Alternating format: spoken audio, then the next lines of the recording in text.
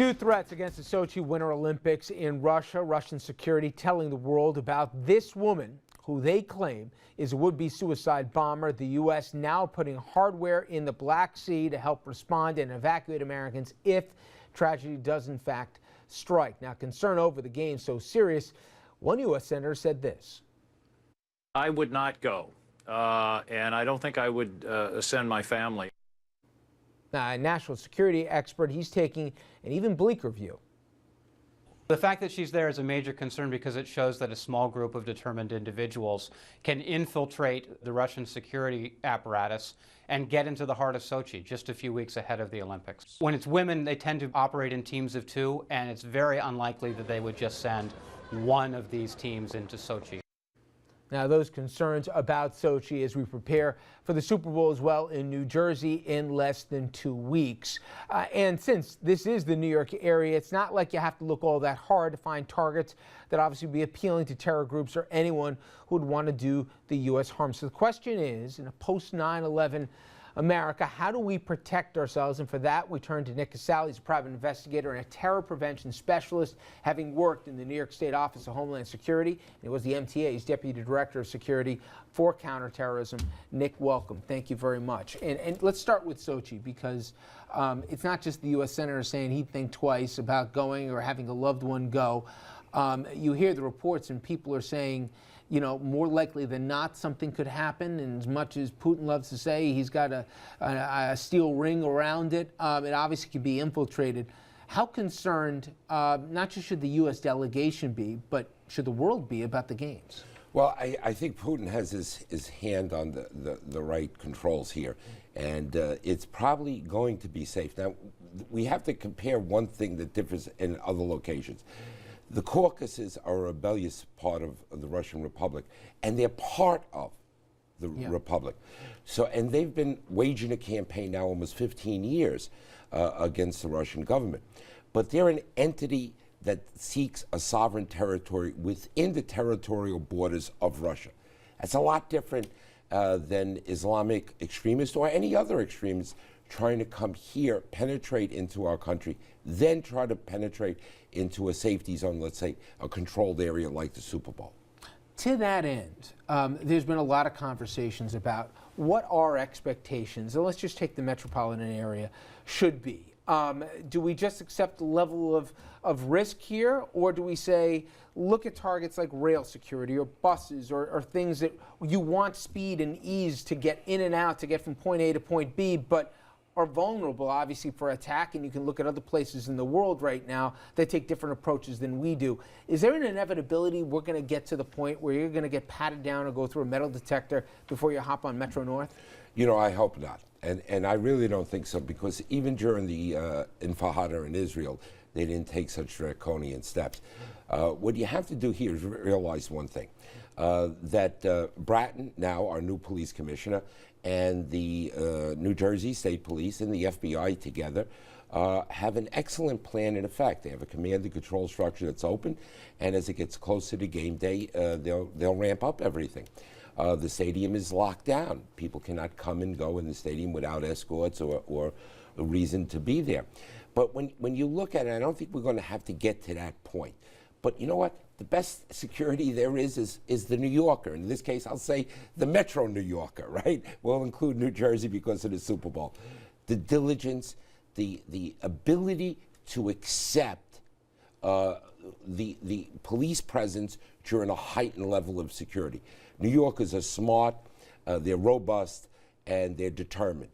And I think that that's a tremendous compliment to the security that's already in effect. Yeah, I always wondered, do you think the general public would be surprised in a good or a bad way as it relates to both the level of intelligence? I'm talking about the cameras everywhere. I'm talking about, obviously, and it's different with the NYPD probably than other PD in the country in terms of they actually have global presence, in terms of how much they know or how much literally is a roll of the dice if somebody wants to do something crazy. How much do they actually know before something happens, intelligence on the ground? Well, let me break down your question. One is cameras are great, but they're an investigative tool. They're not a deterrent. when we saw the London bombing, when we saw the Boston Marathon bombing. The ability to capture the perpetrator prior to the act is there. It's evidentiary. It helps investigators, agents, and detectives put the case together. No camera is a determined factor. It's not a detriment to actually perpetrating the crime. Then we go into the next level, the intelligence. Well, right now, the FBI, under the auspices of the Joint Terrorist Task Force, under their letters of memorandum and understanding, they're the entity that would be the incident commanders. They're in charge. They're going to rely upon our ability to gather foreign intelligence through the components of the NSA. They take that intelligence, dissect it, and turn it over to the Joint Terrorist Task Force. They go out and investigate it. Joint Terrorist Task Force, major components are going to be the NYPD and the New Jersey State Police. And they'll go out and try to put together those pieces.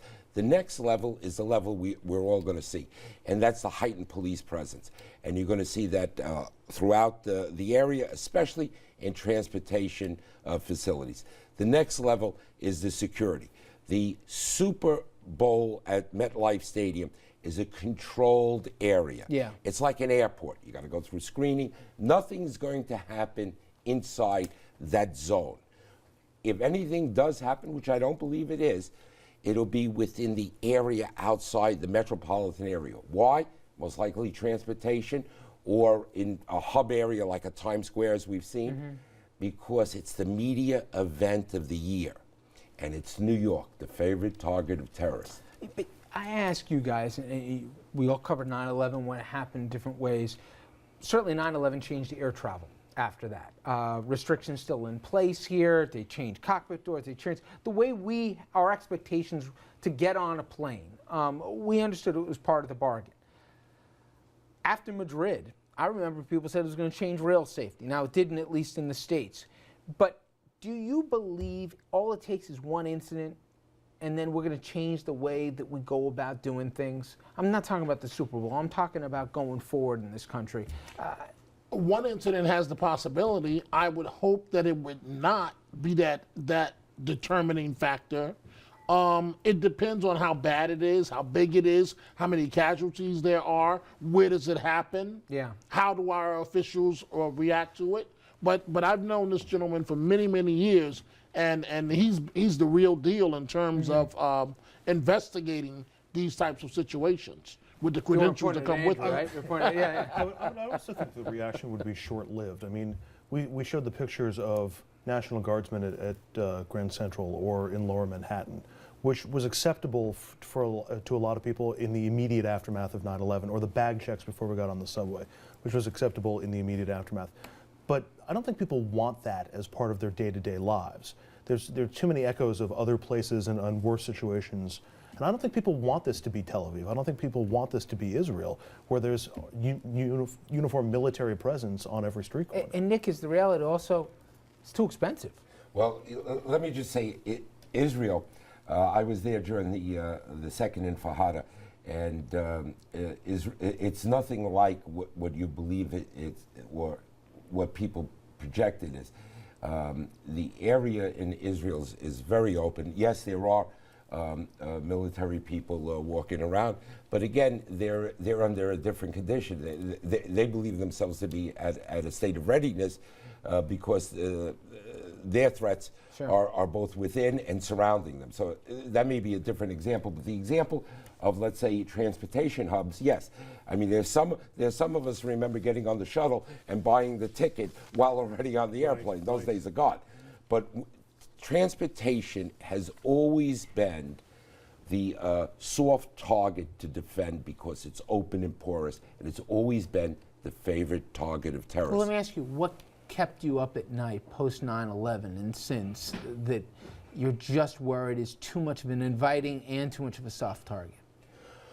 Well, I guess the good news is my public service days are behind me, but I think I lost most of my hair worrying about what could occur.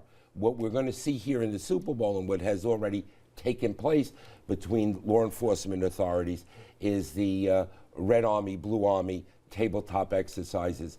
You try to stay up at night thinking of any possible scenario there is, and how, one, can you stop, prevent it from occurring? Two, if it does occur, how do you mitigate? How do you respond, take control of the situation, neutralize it, and then the key, the third element, return to normalcy as soon as possible. I really appreciate you braving the elements tonight here. Thank you so much. And I think we all keep finger crossed for both the Olympics, and I think there's even a greater comfort level with the Super Bowl, but thank you so much. And as we go out to break here, when we come back, we will be talking about the weather. But here's a live picture here. This is outside LaGuardia. Slow-moving traffic on the Parkway, but nonetheless, it is moving. We'll be right back, everyone. Stay with us.